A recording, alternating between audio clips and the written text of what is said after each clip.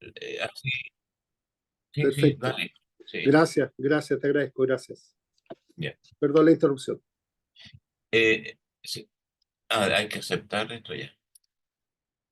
No, bueno, les decía que eh, nosotros como oficina no tenemos ningún proyecto elaborado, ningún borrador siquiera, ni ninguna pauta para presentar a través de del ministerio donde está la oficina, que es el encargado de la promoción de propuestas legislativas al Congreso de modificación de la ley llamada de culto. No tenemos nada.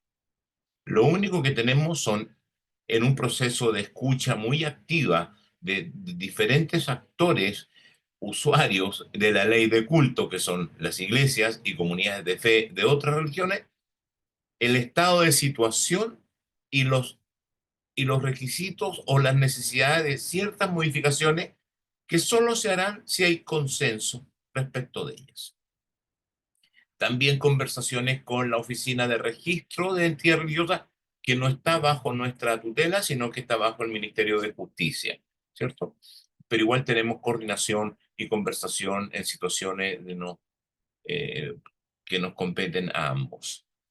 Y entonces la conversa con ellos, la escucha activa de los actores y los usuarios beneficiarios de la ley de culto, el resultado de dos investigaciones que se han hecho, una de la Universidad de Talca, el 2017, y otra de la Universidad Católica de Temuco, recientemente este año fue presentada.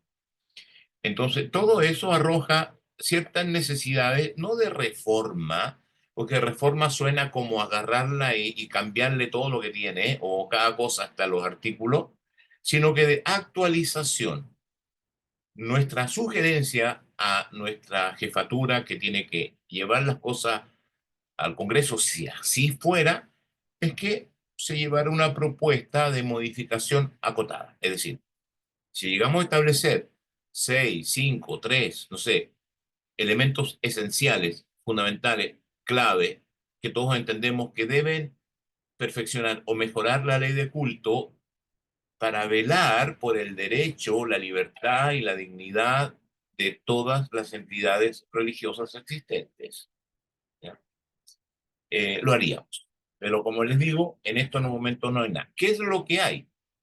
Una iniciativa donde varias organizaciones que agrupan a la Iglesia Evangélica, entiendo Plena entre ellas, la Mesa Ampliada y otras, solicitaron al Congreso, a la presidenta de la Cámara, que ponga en tabla o ponga en tabla la propuesta de modificación que se elaboró en el gobierno de Bachelet II.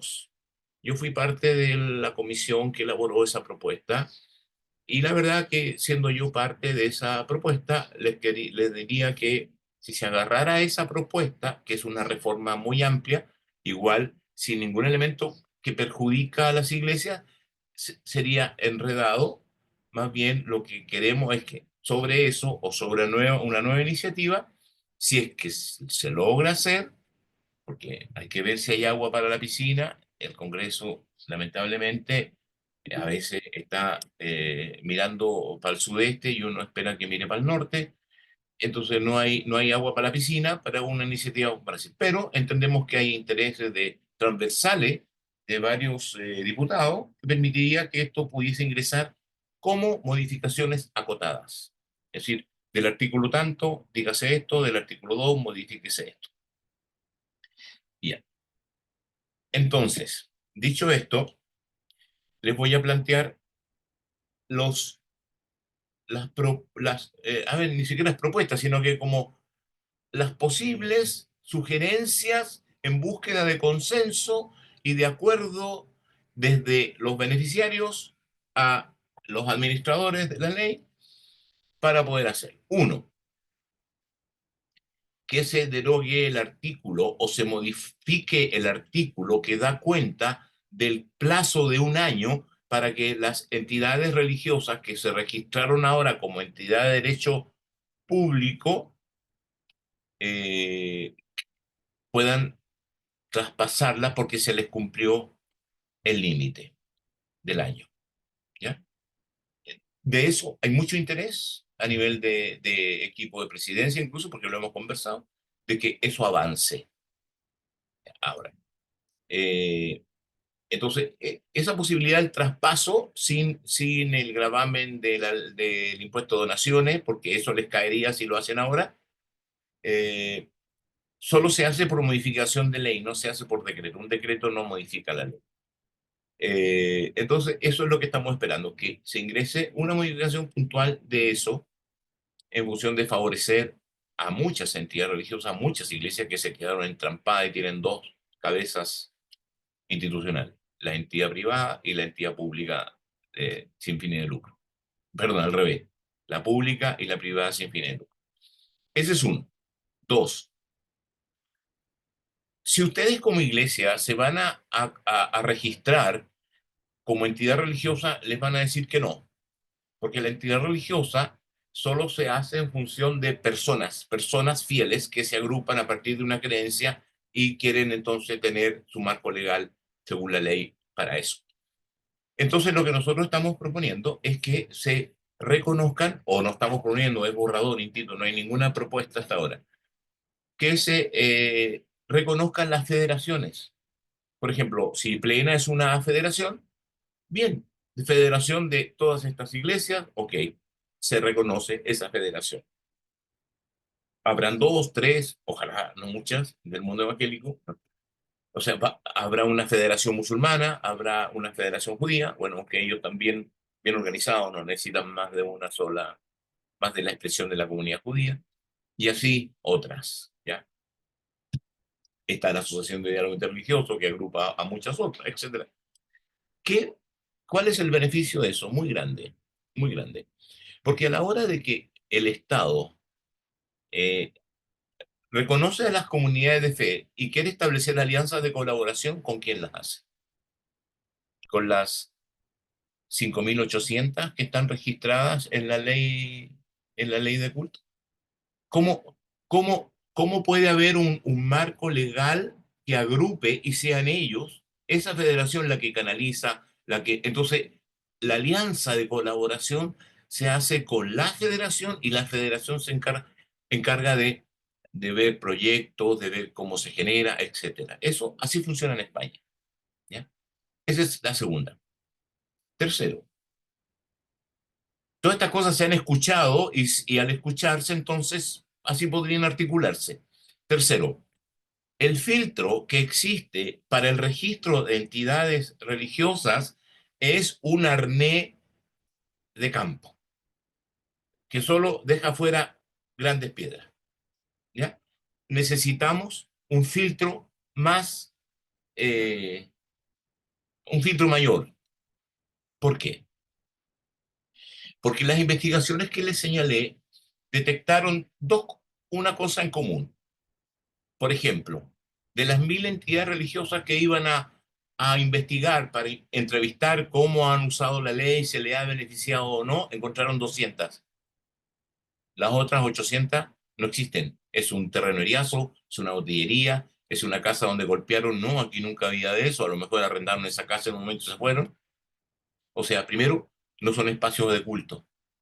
No dan cuenta de un grupo espiritual, en este caso evangélico, porque el 70% de las entidades religiosas de las 6.000 que hay son evangélicas y no tiene ningún espacio oculto. Claro, bueno, hay casa culto, las reuniones en las casas, ok, perfecto. Por eso que no se verifica que existe un templo, digamos.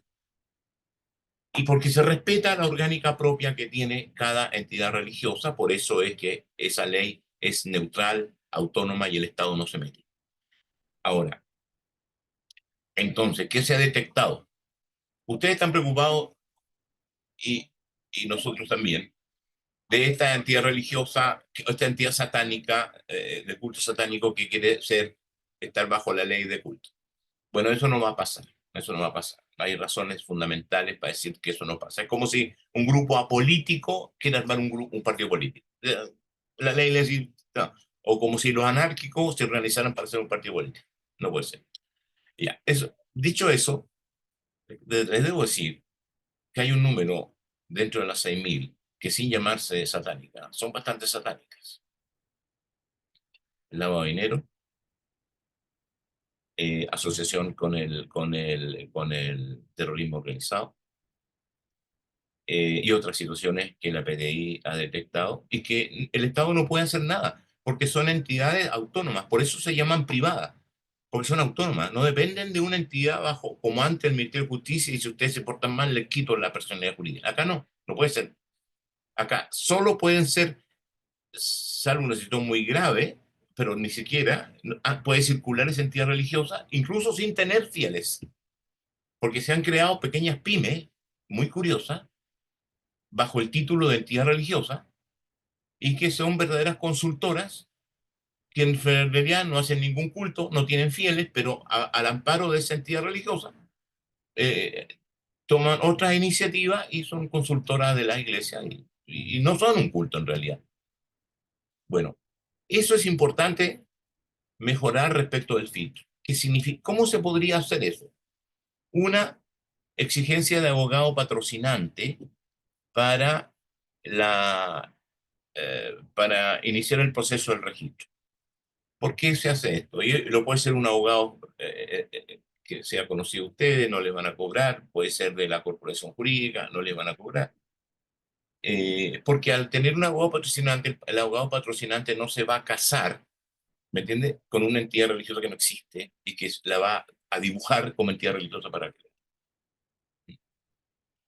Otro, que la entidad religiosa haga público su cambio de directorio. Por ejemplo, las entidades públicas publican. Es notorio que cambiaron de directorio, cambiaron de jefe, cambiaron de presidente, cambiaron de rector. Las universidades son públicas y todos sabemos cuando cambiaron el rector de cualquier universidad pública. Pero estas entidades públicas, pequeñitas, que son autónomas, nunca se sabe cuándo cambiaron de directorio. Entonces hay muchas de ellas que siguen con el registro de cuando se crearon ya hace 20 años y nunca lo cambiaron. Entonces uno no sabe a quién dirigirse. O sea, tener una posibilidad de un mayor acompañamiento y diálogo con todas las comunidades de fe que no se pueden hacer precisamente por ese elemento. Ahí voy con tres. Eso serían básicamente. Eh, Básicamente eso es lo que hemos escuchado. Segundo, también se ha escuchado, pero esto pues, es como más difícil porque esto pasa por la consulta indígena, es que la ley también establezca una dinámica de respeto a la espiritualidad de los pueblos originarios, que no son religión, pero tienen derecho a tener sus prácticas religiosas, les guste o no les guste a alguna persona. Hay lamentablemente al interior de las comunidades en la Araucanía, nosotros estamos trabajando por 2 años en diálogo interreligioso y espirituales con líderes religiosos, evangélicos y católicos y mapuche, para llegar a un entendimiento de mayor tolerancia, porque se les sataniza, se les paganiza. Y a lo mejor algunos de ustedes pueden creer que sí, son satánicos, son paganos, pero no puede salir a la calle pública y gritarle encima ese tipo de observaciones, ese tipo de manifestaciones. Esa es la base del respeto mutuo en una sociedad democrática y pluralista. Esos serían, básicamente, y vuelvo a insistir, no son indicaciones que se van a lanzar, son propuestas que se han escuchado. También se ha oído desde varios líderes que la ley tenga criterios de mayor igualdad. La verdad que la ley chilena, en comparación a las otras leyes de culto que existen en el mundo, es considerada una de las leyes más centradas en la igualdad. Hay temas más bien culturales y de reglamentación que estén enmarcadas en esa ley que hay que transformar. Como por ejemplo las capellanías, que también estamos trabajando en eso, pero a nivel de reglamento. Por ejemplo, el tema de la educación religiosa en la escuela pública, que también estamos trabajando en eso, pero bajo la normativa de las leyes orgánicas de educación y lo que baja en la acción normativa del Ministerio de Educación. ¿Me explico? Y eso pasa por que la ley 19.638 sea leída, articulada en esos cambios o propuestas que se están haciendo. Hubo un intento de modificación del 924, el cual nosotros mismos como ONAR no estuvimos de acuerdo, lo dialogamos y, bueno, no por nuestros argumentos, pero también fueron parte y además lo que hizo la Iglesia Católica, ¡pum!, lo sacaron porque la modificación no cumplía requisitos mínimos del respeto que nosotros consideramos debemos tener el Estado o quienes lo administran hacia las confesiones de fe o la iglesia. Así que en ese sentido no se puede poner más. Es como los errores que tuvieron los intentos constitucionales que quisieron, no sé, dibujar el paraíso y poner tanta norma que al final parece que la Constitución era la Constitución y las leyes. Bueno, dicho eso, yo diría que eso es a grandes rasgos y básicamente, concretamente, lo que hay respecto de las posibilidades de modificación de la ley de culto. No hay nada más y no permitiríamos que hubiese algo más, y lo quiero decir ahora, como por ejemplo un audio que me llegó de una persona muy asustada porque estaba transmitiendo a alguien que una de las indicaciones que nosotros íbamos a proponer o saldría en el Congreso es eliminar la predicación callejera. Absolutamente falso. Es una mentira, ¿no? Y como dice el principio paulino, examinarlo todo y retener lo bueno. Hay que examinar lo que nos dicen, chequear, en este caso no con la escritura, pero sí con la fuente, de si es verdad o no es verdad. Y así entonces ustedes pueden confirmar si los rumores que se van diciendo son efectivos o hay que frenarlos. No sé si cumplí mi media hora o tengo más minutos. Sí, tienes 5 minutos más si quieres. Ya, Y si puedes desarrollar un poco más la idea de algunos mitos o algunas ideas que están circulando y que no son verdad. Por ejemplo, una que has reforzado mucho es que no hay nada concreto, no hay nada establecido, no hay nada, un no, no, no. proyecto de lo que entendí. ¿Hay otras ideas que tú has escuchado que están circulando y que se puedan aclarar que son mentiras y que no están de Sí, acuerdo a la realidad? sí. Bueno, la que dije sobre la predicación callejera, la intento de modificación del 924 es eliminar la enseñanza de la religión en la escuela. Eso es mentira, es falso. Eh, que lo único que se quiere modificar es una cosa bien puntual que igual lo retiraron porque no estaban conformes las mismas iglesias que generan a sus profesores. Es una cosa bien puntual, pero no tiene nada que ver con privar la enseñanza religiosa a sus fieles dentro de las escuelas. No tiene nada que ver con eso. ¿Mm? Eh, no sé qué otro, no sé, a veces son las cosas que no llegan, ahora sé. Tercero, otra cosa, pueden dar testimonio muchos pastores y pastoras de que la línea de trabajo de nuestra oficina es a nivel de políticas de Estado. Quiero explicar qué significa eso. Que por mandato de nuestro presidente y también por mis propios principios, al estar en esta función y el de todo mi equipo, nuestro equipo, el trato que nosotros tenemos con las iglesias y las confesiones de fe no es a un nivel partidista, ni instrumentalizador, ni provocador de cohecho para que voten por uno u otro candidato, sino que velar por el respeto más irrestricto a los elementos propios de cada fe y religión y no exista ni manipulación ni cohecho. Es por eso que cuando nosotros convocamos a la mesa de diálogo con el mundo evangélico, y aparece alguien que no habíamos invitado porque tiene una federación que no conocíamos, es inmediatamente invitado. No, no actuamos bajo ningún otro criterio que sea a nivel de, por eso digo políticas de Estado, porque la política de Estado son cosas que permanecen, actitudes y que permanecen independiente de los gobiernos que vengan. Por ejemplo, la ley de culto es una política de Estado, porque nadie la puede sacar, todos los gobiernos que vengan tienen que procurar cumplirla, y así ha sido el gobierno de Piñera, el gobierno de Bachelet anterior, etcétera. ¿Ya? Eso también quería señalar. Y tercero, quería señalar que existe una mala interpretación y también, no sé, tendenciosa, que no busca la fuente, de que nosotros promovemos la interreligiosidad como si estuviésemos intentando crear una nueva religión. Nosotros no promovemos, sino exclusivamente el diálogo interreligioso, que ni siquiera es diálogo ecuménico. No podemos hablar nosotros de ecuménico porque eso es propio de un grupo de iglesias que aceptan y practican el ecumenismo y otras no. Y eso es propio de una nomenclatura eclesiástica.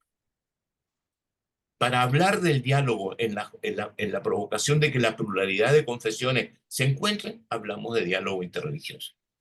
¿Y por qué interreligioso? Porque lo interreligioso respeta su identidad, no pretende cambiarlo, no es una disputa doctrinal, es un proceso de estar juntos para resolver juntos situaciones que a todos afectan.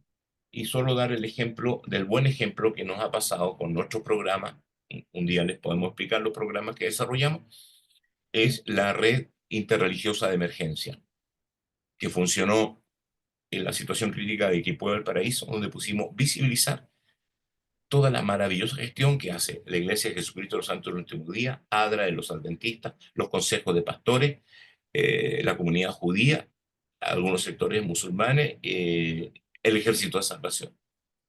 Logramos una coordinación donde la visibilidad de ellos se vio con tanta fuerza que incluso se les tomaba en cuenta en la mesa de resolución de conflicto, de resolución de la emergencia que estableció el gobierno.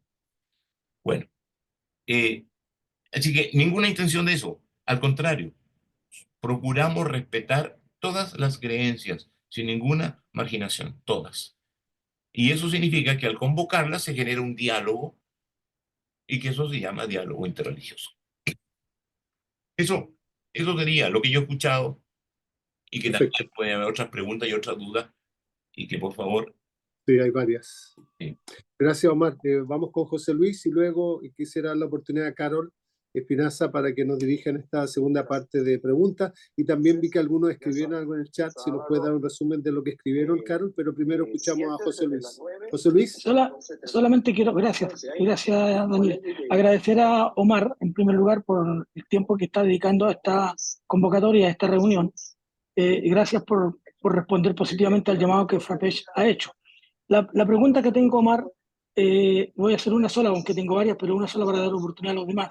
Es cuando se habla de esta actualización a la ley 19.638, ¿cuál serían los peligros? Porque se habla de que al ingresar la ley a la Cámara, por ejemplo, podría no solo hacerse las sugerencias que llevemos, si es que fuera así, sino que la Cámara podría tocar todo lo que quisiera en la ley. ¿Cuáles son los peligros de una actualización? eso es cierto, pero para eso se hace el buen lobby, se hace la buena conversa transversal con todas las bancadas. Sabemos que en la propuesta de modificación de ley hay interés bastante transversal. Sabemos que hay interés desde los diputados del Partido Social Cristiano, republicanos, del Frente Amplio, demócratas, cristianos, etcétera. Entonces, no, eso frenaría el hecho de que, por eso insistimos o planteamos de que si se va con alguna propuesta de modificación no sea agarrar toda la ley y revisarla de nuevo, sino que acotada. ¿Me entiendes? Elimine ese artículo 8, cámbiese por esto, listo, 6 puntos, 8 puntos, no más, no se toque más. Ahora, ¿Cuán una, real puede ser eso?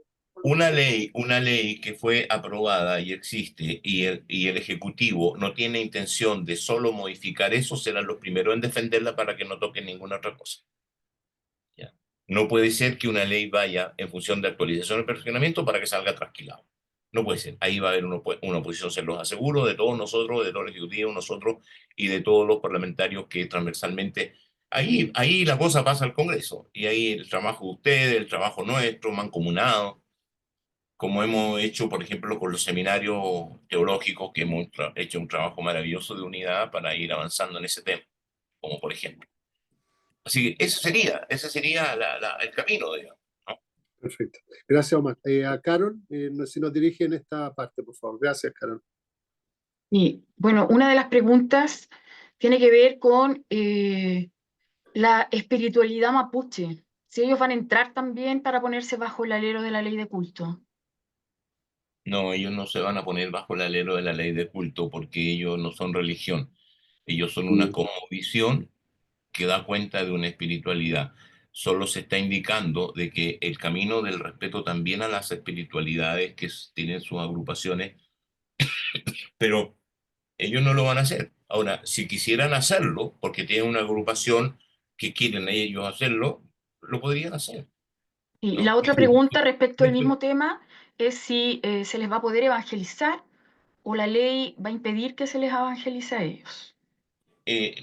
ninguna ley puede existir para prohibir a una persona el diálogo persuasivo, tolerante y respetuoso para invitar a otro a hacer un cambio de fe o de cosmovisión, ¿cierto? O Lo sea, único es perdón, decir, lo plantean porque hay experiencias en Europa, en Nueva Zelanda, en España, en Francia, donde no se puede, se les acusa de proselitismo si uno plantea su fe a otra persona de otra religión. Por eso preguntan esta situación. hay que revisar cuáles son los sentidos y criterios de esa evangelización. Además, pensemos que el 35% del pueblo mapuche es evangélico. Mm. Mm. ¿Qué le van a decir a ellos? ¿No tienen que decidir si son mapuches o son evangélicos? No. Entonces el tema no es tan semejante a otras experiencias donde los grupos, los pueblos originarios de esos países son aún más minoría de las que nosotros tenemos y que tienen otra historia. Mm. Ok. Raimundo, ¿le quedó claro la respuesta suya? Ok, perfecto. Otra de las preguntas es si esta ley de alguna manera permitiría que la comunidad homosexual dicte clases de religión en los colegios. No, como la comunidad homosexual, ¿cómo va a dictar clase de religión si la comunidad homosexual no es una religión? Quienes dictan clases de religión en la escuela son las religiones que tienen programas aprobados de educación religiosa. Y esas son iglesias, ¿ya? O podrían ser los bahá'í o podrían ser los musulmanes, pero ellos no tienen la cantidad de fieles como para pedir a una escuela que contrate un profesor de ellos para que les enseñe su fe y su espiritualidad. Entonces, eso es absurdo, eso no tiene sentido. Ok, otra de las preguntas es, dice, señala que están trabajando a nivel de reglamento el tema de las capellanías, que desean cambiar para que no siga existiendo discriminación o desigualdad en las Fuerzas Armadas y de las de orden y seguridad. Sí, sí, hay un estudio, no lo puedo conocer porque es confidencial, muy serio, muy bueno, y ya lo iremos conversando con la mesa evangélica, a los cuales ya he invitado al pastor Daniel, que no ha ido representando bueno, A igual va, Frapech. y Frappé, Frapech. sí, Mm. Frappé.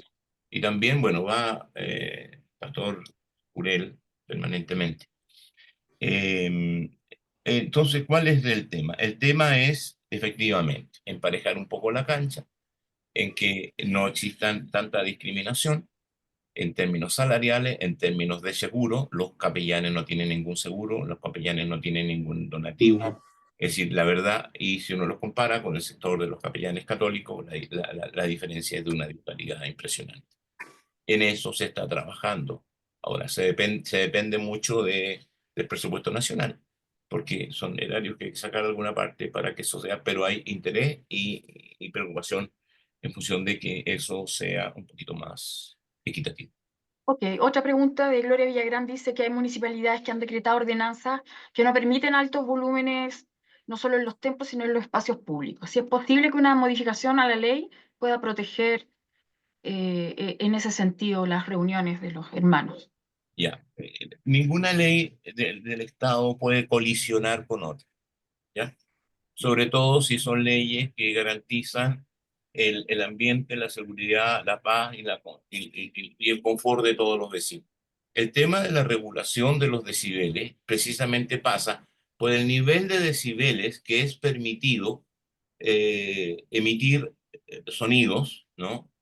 Y que no afecten a los vecinos respecto de eso.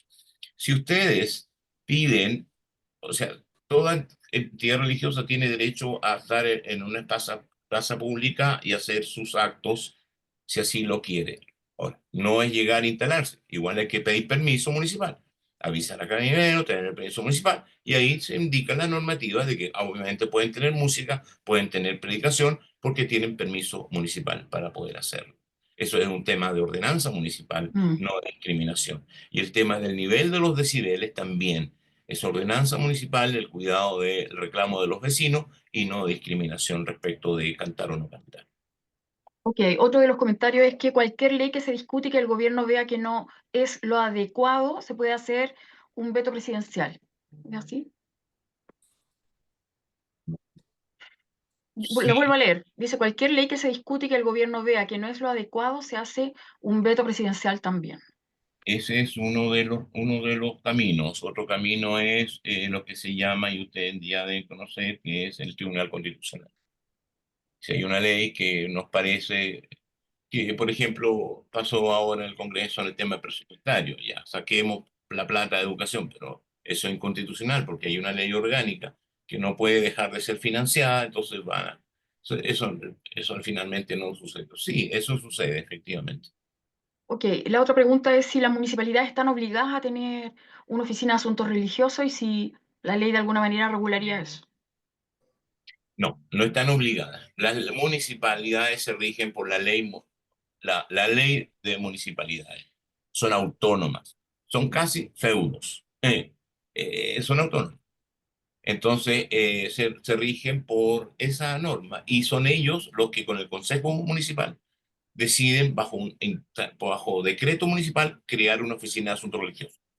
O bien el propio alcalde, desde su eh, acción de gabinete, de asesores, nombra a alguien que pueda ejercer esa función, pero eso se va a acabar una vez que se va el alcalde. Si se establece como decreto municipal, eso ya es una política comunal y eso queda. También lo puede derogar el alcalde que venga, pero le va a costar más porque tiene que pasar por el consejo municipal. Sí, Nosotros perfecto. nosotros hemos hecho un trabajo de promoción con muchas municipalidades de manera muy fraternal porque no tenemos ninguna injerencia orgánica con ellos. Nosotros somos a la presidencia y al ejecutivo lo que los directores de oficinas nacionales son al alcalde. Desde esa analogía o de esa es que, bueno, colaboremos y le informamos y hicimos el primer encuentro de directores nacionales de oficina religiosa el año pasado y pensamos, este año y pensamos hacerla de nuevo el próximo. Ok, otra de las preguntas es respecto a los capellanes, si la ONAR y quienes van a ver el tema de modificación a la ley de culto van a tener reuniones con los capellanes nacionales para escucharles a ellos directamente de las necesidades que tienen. Eh, Sin duda, por supuesto. O sea, de perogrullo, claro, claro que sí. Ahora, Claro, ojo, que esta investigación ya ha sido hecha por la división correspondiente del Ministerio de Defensa.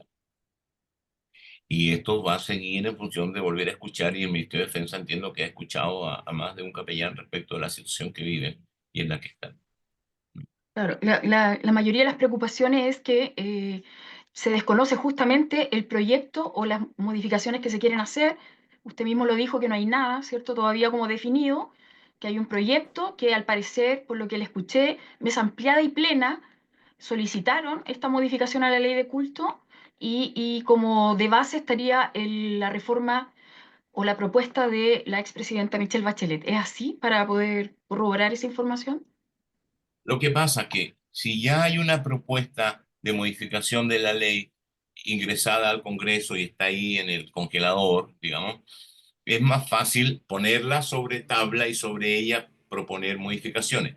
Lo otro es sacar esa definitivamente y enviar una propuesta de modificaciones acotadas, que es lo que expliqué Claro. yo. ¿Y eso Sí, claro, cómo se sabe o quién lo define? claro, Esa Arturo José modalidad, Luis. ¿cómo se Ujú. sabe o cómo se define? Sí, Bueno, bajo la vía de qué es lo mejor y más conveniente efectivamente para que esas modificaciones que se proponen. lo que podemos decir a eso como Plena es que Plena ha estado trabajando el hacer o no y qué hacer en cuanto a la actualización de una ley de la ley de culto, pero no hay una decisión de la plataforma de hacerla y hacerla en base a lo que presentó la expresidenta Bachelet.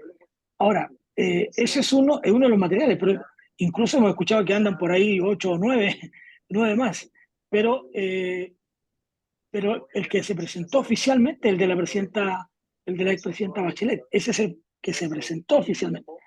Por lo tanto, sí hemos estado trabajándose, pero no hay una decisión de cuáles son los puntos exactos que vamos a estar de acuerdo o no. Y eso es algo y lo otro es que llegar al acuerdo valga la redundancia, si estamos de acuerdo en que se haga una actualización, porque como dijo bien Omar al principio, porque podríamos no estar de acuerdo en hacer ninguna modificación o actualización, y todo queda en foja cero. Ok, Gracias, esas José Luis. serían No, las nomás principales avisar que, preguntas, perdón, Daniel. Carol, avisar que estemos seguros de apagar los micrófonos, por favor, para así no tener ninguna distorsión. Se lo agradecería. Gracias. Carol, perdona. Sí, que son las principales preguntas, porque preguntan de los profesores de religión, pero me parece que ese tema de los profesores de religión, Omar, no tiene que ver con la ley de culto en sí, sino más bien, ahí si usted lo puede aclarar, ese tema, quién designa o quién valida a los profesores de religión evangélica. Tiene silenciado su micrófono, Omar. Eso fue lo que dije. Mm, La ley de culto no dice relación con cosas reglamentarias que sí ve Mineduc en relación y conversación perfecto, con la entidad religiosa. Eso fue lo que dije. Que no listo. entre la ley de culto una modificación respecto de eso. Queda claro. Ahí se acabarían las preguntas en el chat, Daniel, Ahí, ahí. para las manos que están levantadas. Perfecto. Dale con las manos levantadas, Carol. Ok, Daniel Silva fue el primero, el pastor Daniel Silva, después Cristóbal Andrade y después Ya, Winnie Godoy. gracias. Gracias, pastora Carol. Muy buenas noches para el señor. Mi pregunta, más que una pregunta, es un comentario.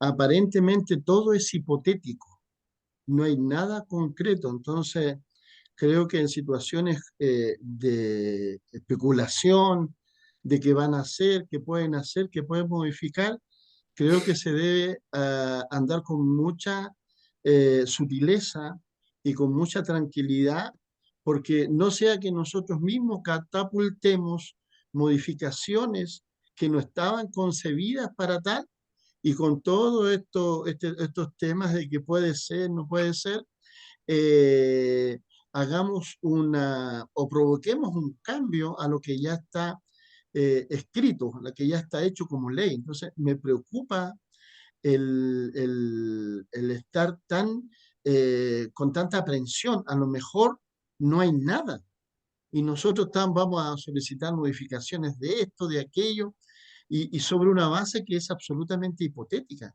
Eso me preocupa, Omar, porque no sea que nosotros tenemos una ley buena o mala, y tú lo dijiste con tranquilidad antes, que es una ley a nivel mundial que aboga bastante por la justicia.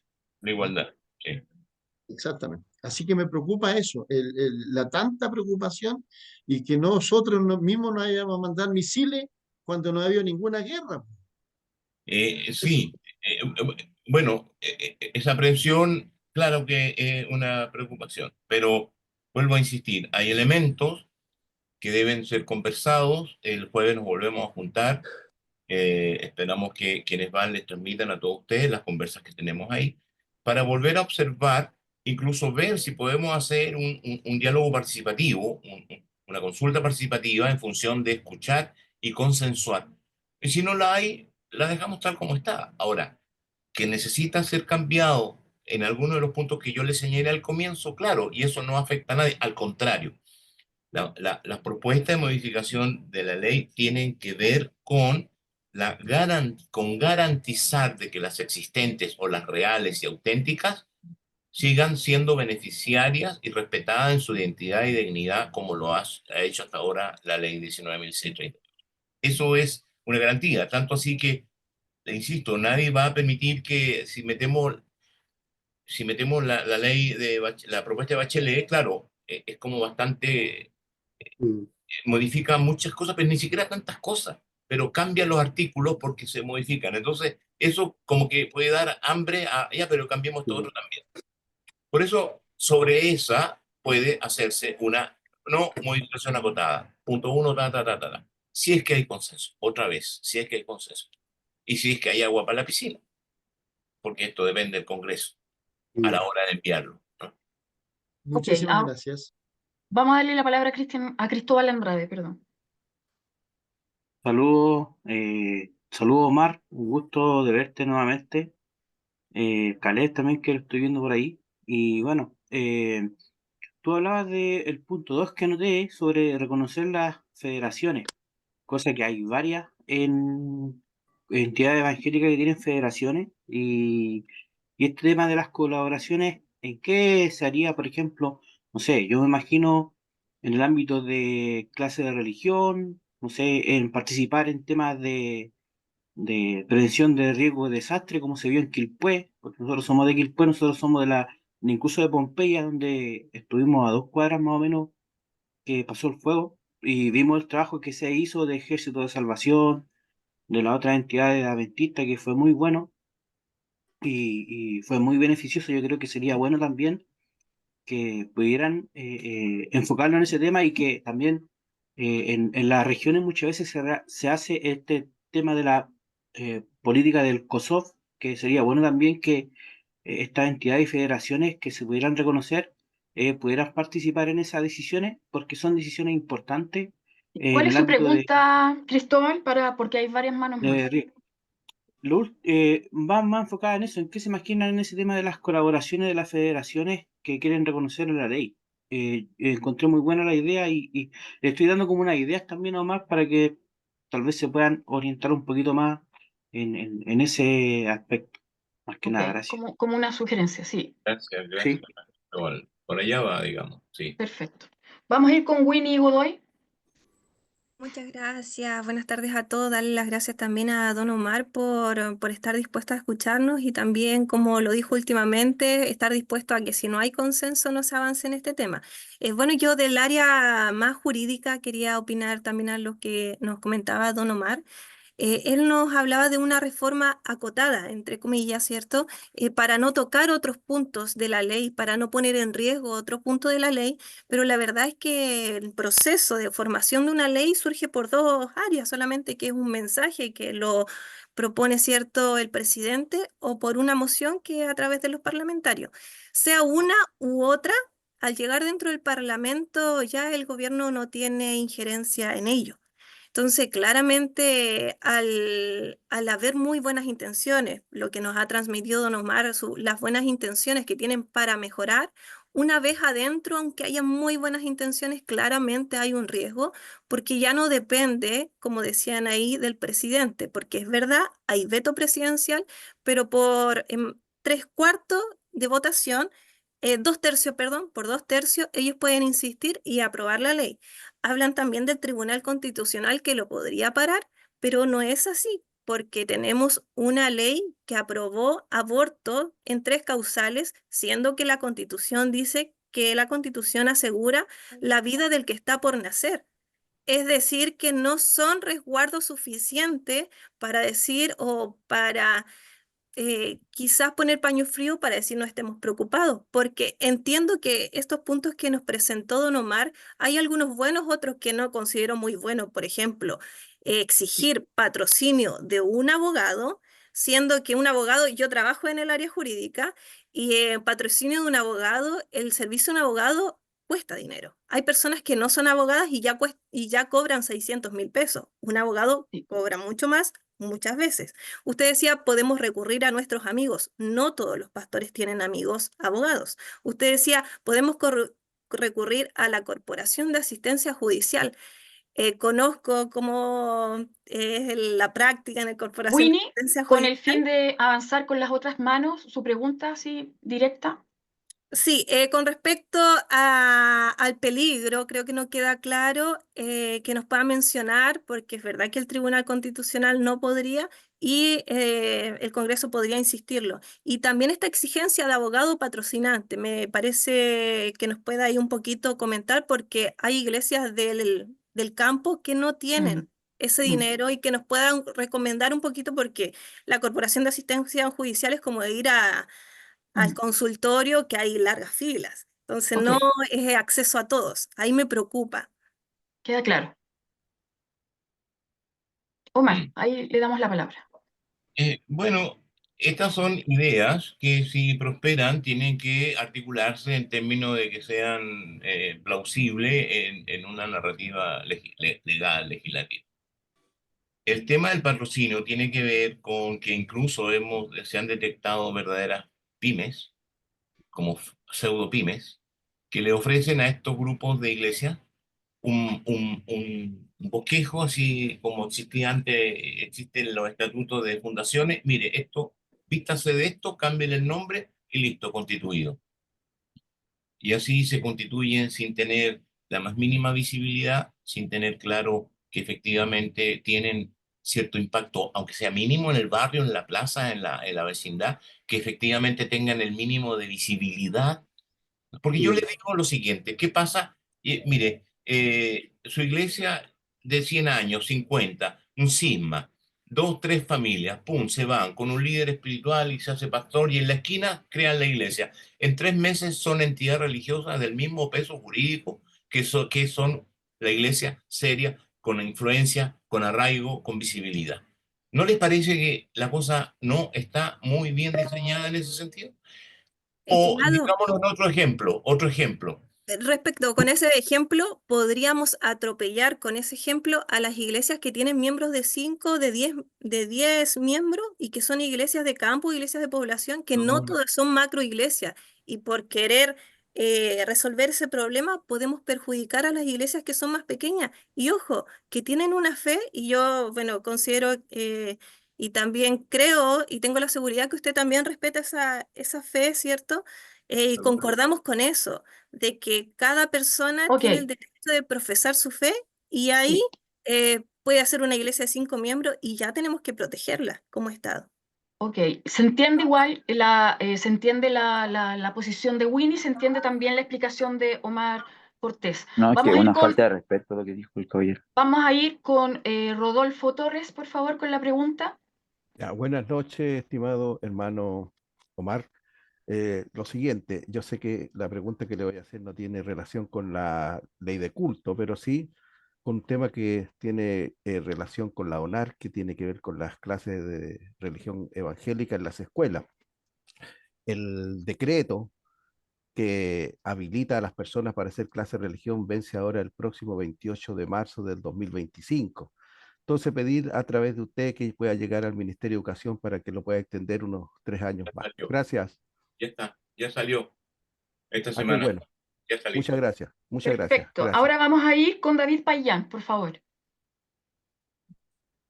Sí, hola, buenas noches. Agradecido por la oportunidad de esta reunión y también por la aclaración del interés que tiene la ONAR con respecto a entre comillas, futura idea de poder cambiar o modificar la ley de culto. Mi pregunta es la siguiente. ¿Qué ha sucedido con el reconocimiento de los institutos bíblicos? Porque yo cuando estaba en Santiago en aquellos años, Juan Berli era el director de la ONAR y ya se había de alguna manera conversado y avanzado. ¿En qué estado está eso con respecto al Ministerio de Educación? ¿Sabe usted algo al respecto? Gracias. Ya.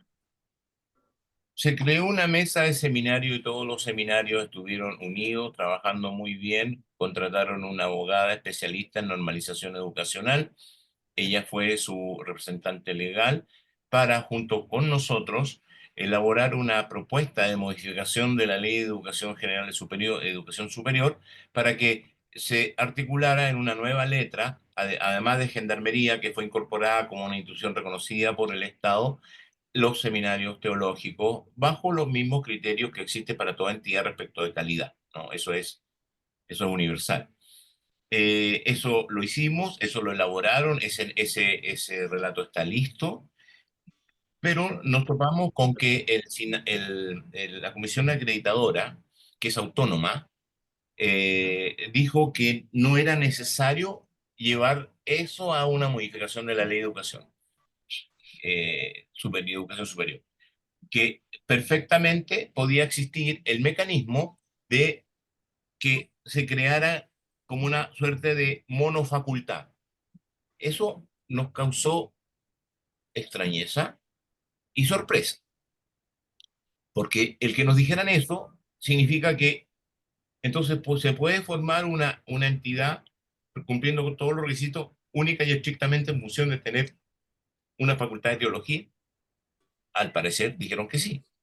Nosotros con una postura un poco más realista, les pedimos que nos hicieran lo mismo que hacen en un, en un estudio de crédito hipotecario. Usted va al banco y le dicen preaprobado, cumple los requisitos, así que postule, ¿cierto? Bueno, acá les pedimos a esa organización, en conjunto con los asesores del ministro de Educación que están trabajando con nosotros, tener una reunión, y eso va a suceder pronto. El 28 de este mes volvemos a tener una reunión con el Minedu, convocando ahora no solo a los que firman certificado de idoneidad, sino que también a líderes religiosos, así que muchos de ustedes pueden sentirse incluidos, para hablar sobre este tema. Entonces, ¿cuál es el tema? Convocar a los seminarios, hacerle el preaprobado. Y a lo mejor, si hacen un consorcio entre 2 o 3, pueden hacerlo y ellos apoyan a los más pequeños. Hay toda una figura que se puede hacer y esperamos hacerlo de aquí al primer trimestre del año que viene, porque se comprometieron de que si efectivamente hay una traba en la normativa, entonces se va al Congreso. Pero que ir al Congreso también es para 2, 3, un buen tiempo para que eso suceda, digamos, y se canalice. Ese es el estado de situación de la dinámica del reconocimiento de los seminarios evangélicos. Ok, vamos con la otra pregunta. Gabriel, por favor, si puede hacer su pregunta. Hola, buenas noches. Gabriel Fuentealba de Servicio Evangélico al Desarrollo. Me preocupa un poco la espiritualidad, el tema de las comunidades mapuches, ya que se abre una puerta al tema de organizaciones que hablen sobre este tema de espiritualidad. Vimos el tema de la iglesia satánica hace muy poquito. Y me preocupa también la reforma desde el punto de vista que sea de Bachelet, ya que cuando se ingresó la idea de trabajar el tema cristiano, ella ¿Cuál es hablaba de un Estado laico. cuál es Entonces la me preocupa un pregunta? poquito. Eso, que Sus preocupaciones son muy respetables. ¿Qué puedo hacer yo con ella? ¿Cuál es la pregunta? la pregunta es que si Bachelet tenía una propuesta de Estado laico, ¿cómo podemos saber nosotros que esta propuesta sea buena? Abrirle la puerta con esta propuesta no está claro. Es muy fácil responder su pregunta. Tiene que ver históricamente, concretamente, cómo un gobierno como el nuestro, que se declara laico, mantiene una oficina de asuntos religiosos, nombra personas que no son tendenciosas respecto a trabajar con una o con otra religión, son respetuosos de todas las tradiciones espirituales, porque Chile es una familia diversa y quienes administran el Estado deben respetar esa diversidad. Yo entiendo su preocupación porque su preocupación es muy eclesial, es muy doctrinal, es muy dogmática desde sus propias concepciones espirituales. Pero sus concepciones espirituales nosotros tenemos que garantizar que sean respetadas, como debemos garantizar que sean respetadas aquellas que incluso usted considera que no son tan espirituales. El tema de lo satánico, como lo dije recientemente, se resuelve fácilmente. Porque es como si un grupo anárquico quiere hacerse partido político, o como si los apolíticos deciden ser un partido político. Dejaron de ser apolíticos, dejaron de ser anárquicos, ¿verdad? Entonces, y que debemos preocuparnos por las que de facto son satánicas, en las 6.000 que existen, y por eso hay que modificar la ley para detectar esas cosas que se están usando mal. Que la preocupación que al final no va a proceder, pero ese es el punto. Eso para responder su preocupación. Ok, muchísimas gracias. John Vera, por favor, su pregunta. Buenas noches, soy el presidente del Concilio de Obispos Pastores de Chile. Mire, mi pregunta es la siguiente, 2 preguntas. Primero que todo, ¿por qué con estas propuestas perdemos garantía? Si ya las hay, ¿por qué las perdemos? El tema del abogado, el tema, varias garantías se pierden. Y segundo, ¿por qué no marchamos hacia un derecho, igual que el derecho canónico, tengamos el derecho protestante, donde estén toda nuestra cultura, todas nuestras prerrogativas y todos nuestros derechos? Porque la verdad que a mí, desde el punto de vista del debido proceso, de la formación de leyes y todo, yo creo que ya deberíamos tener nuestro derecho protestante, ¿ya? Así que, ¿por qué no se ha hecho? Eso lo pregunto así categóricamente, obviamente con los cánones de respeto. Esa no es una respuesta que yo deba responder. Entonces, ustedes, perdone, pastor, permítame responder. Sí, es que no he terminado. Es que no he terminado de hacer la pregunta.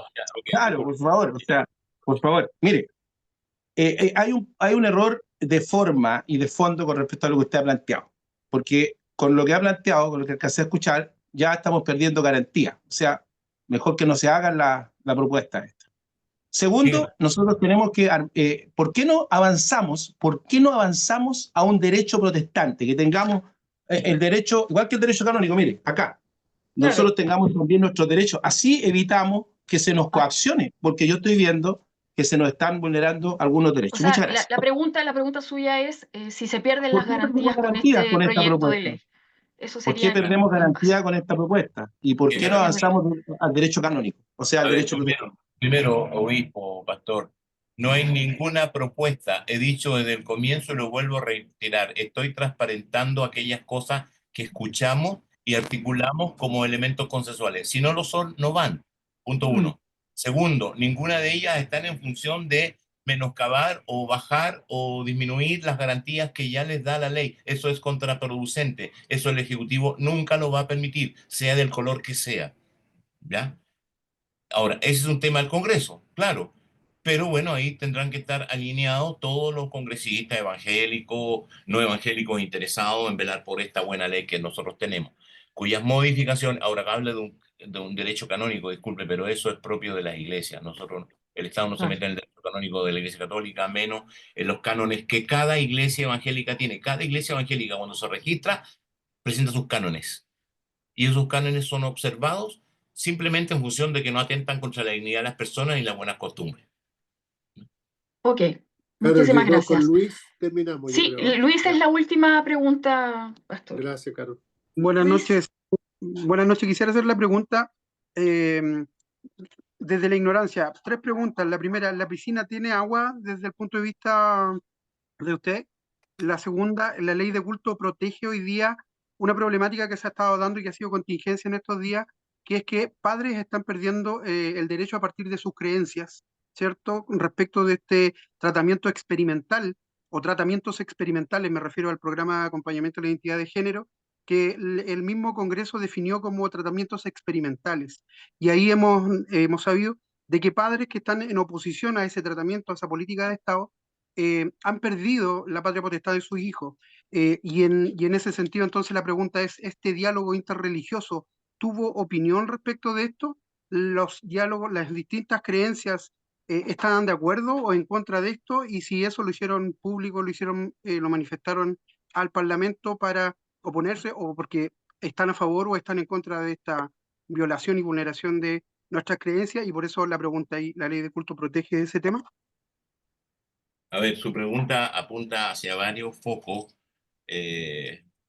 más allá de la misma ley de culto. Los diálogos interreligiosos establecen para ver los valores comunes en función de la vulnerabilidad social, las urgencias sociales críticas que vive nuestro país, como la emergencia, la migración, la violencia a la mujer, a la infancia y al adulto mayor, la adicción, etc. Eso, punto uno. No se establece para hablar con ellos respecto de las normativas legales. Cada iglesia tiene el derecho y la posibilidad de canalizarlos correcta y adecuadamente sus preocupaciones. No, eso, hay canales para eso. Así que respecto, no sé, trata varios temas. Lo único que sé es que el respeto, el derecho de los padres a educar a sus hijos nunca ha estado en cuestión y no va a estar en cuestión. Ese es otro mito, ¿no? ¿Cierto? Que el Estado no debe meterse en la educación de nuestros hijos. Eso es hasta por ahí nomás.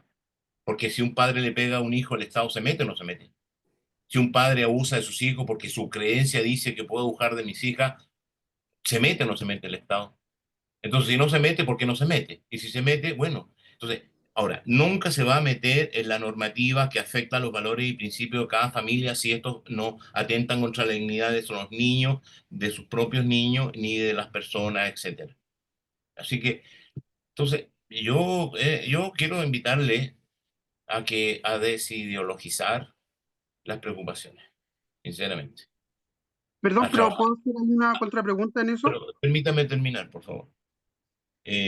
Porque las cosas que se conversan y que se buscan en relación al bien común, al bienestar de todo, al bienestar compartido, a la situación crítica de la vulnerabilidad de muchas personas, no apuntan, no se miran desde un prisma estrictamente ideológico. Cuando se miran desde un prisma estrictamente ideológico, se entorpece, no se avanza y las demandas sociales y críticas de mucha gente siguen esperando, ¿no? Entonces, yo les pido, y por eso me agradezco este espacio, y por favor, las veces que quieran, para eso estamos, ¿no? Y si hay una indicación respecto a preocupación de algo, bueno, hacemos la reunión, conversamos. Si están preocupados porque el tema viene del Ministerio del Trabajo, buscamos una asesora del Ministro del Trabajo para que venga y converse con ustedes y así cualquier otro. Así que eso Muchísimas podría- gracias. Sí, muchísimas gracias a todos quienes hicieron las preguntas. Estamos en la hora y lo bueno es saber que en realidad todavía no hay nada en concreto. Pastor Daniel Anabro, Gracias, por favor. gracias, Carol.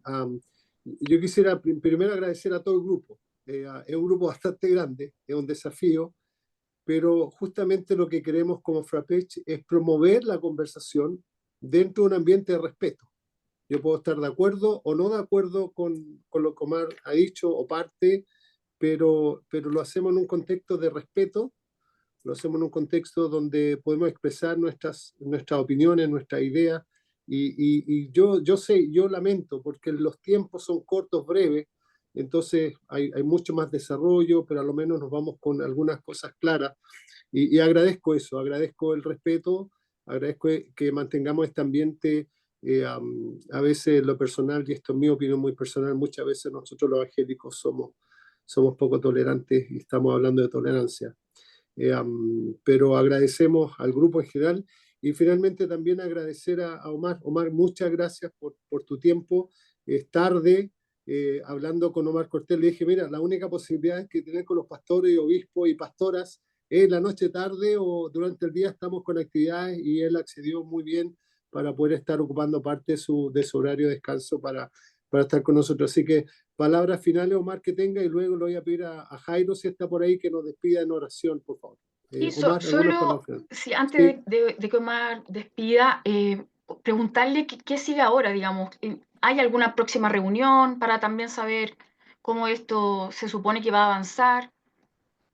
Con respecto de la De modificación la, a la ley de sí, culto, exacto, sí. nosotros estamos expectantes al proceso que están haciendo las mismas organizaciones evangélicas en cuanto a eso, para acompañarle, para asesorarle, para Ya. canalizar juntos, porque estamos juntos en esto. Y estamos juntos en función de lo que aquello realmente sea consensual. Segundo, nosotros vamos a seguir conversando. Vamos a seguir conversando y será nuestra subsecretaria quien nos dirá si vamos, avancemos, hay propuestas. Han llegado indicaciones de algunos diputados, la misma presidenta de la Cámara lo ha hecho llegar.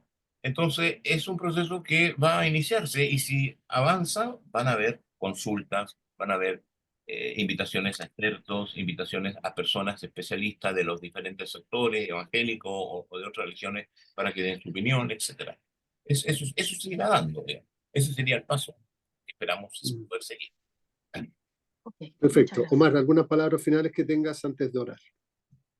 No, reitero agradecerle este espacio, yo feliz de conversar en este espíritu y escenario de respeto, de preguntarnos, de consultarnos, de atrevernos a disentir, porque una de las cosas que tenemos que aprender en nuestro país a respetar el disenso, porque es lo que menos que se respeta. Hay una polarización que genera tremendos discursos de odio y nosotros estamos muy preocupados de eso.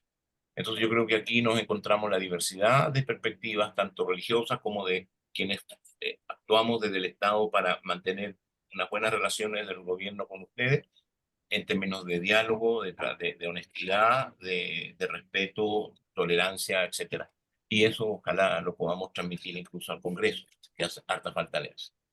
Así que muchísimas gracias. Y total la discusión mía y de nuestro equipo en la zona donde están para también dialogar. Ahí está Miguel Linares de Puerto Montt, ha estado Caleb de Valparaíso, Amador también creo que estaba ahí, que es parte del equipo Santiago. No sé quién más tuvo, Elizabeth también. Así que muchas Gracias. Gracias, Omar. Y como Frapech, la Fraternidad Protestante Evangélica Chilena, queremos dar gracias a cada uno de ustedes que se ha sido parte. Vamos a ir con estos conversatorios, vamos a tener a otras personas también destacadas que puedan irnos dando más luz en este y otros temas. Así que Dios nos bendiga. Jairo Quintero, ¿andas por ahí? Sí, acá estamos, Danielito, gracias. Por favor, si puede orar, amigo mío, te damos gracias. Ok. Padre, muchas gracias por este tiempo, gracias por la vida de Omar, gracias por la vida de cada uno de los pastores y líderes que tú has puesto en esta plataforma. Oramos, Señor, por tu provisión.